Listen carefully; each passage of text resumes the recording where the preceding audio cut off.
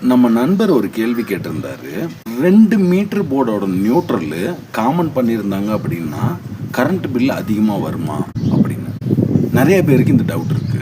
அதுக்கு முதல்ல மீட்டர் எப்படி வேலை செய்யுதுங்கிறத நம்ம தெரிஞ்சுப்போம்.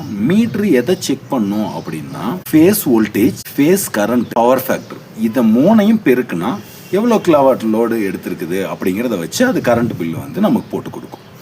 நியூட்ரல்ல செப்பரேட்டா அதுல எடுக்கிற ஆம்பியரை வந்து அது கணக்குல எடுக்காது. ஃபேஸ்ல வர்ற வோல்டேஜையும் ஃபேஸ்ல வர்ற கரண்ட்டையும் தான் அது கணக்கு எடுக்குமே ஒழிய நியூட்ரல்ல வர்ற கரண்ட்டை அது கணக்கு எடுக்காது.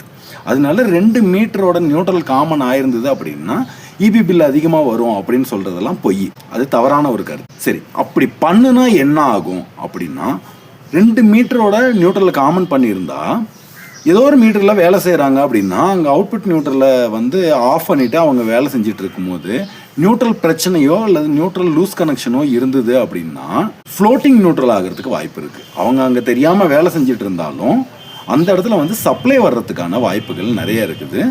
ஸோ இது வந்து பேக் ஃபீடிங். இன்னொரு மீட்டரில் இருந்து அந்த நியூட்ரல் வந்து க்ளோஸ் ஆகாமல் இங்கே வந்து க்ளோஸ் ஆக முயற்சி பண்ணிட்டு இருக்கோம். அப்போ இந்த இடத்துல யாராவது வேலை செஞ்சுட்டு இருந்தாங்கன்னா அவங்களுக்கு பேக் ஃபீடிங் மூலமாக அவங்களுக்கு ஷாக் அடிக்கிற ரிஸ்க்கு ரொம்ப அதிகம்.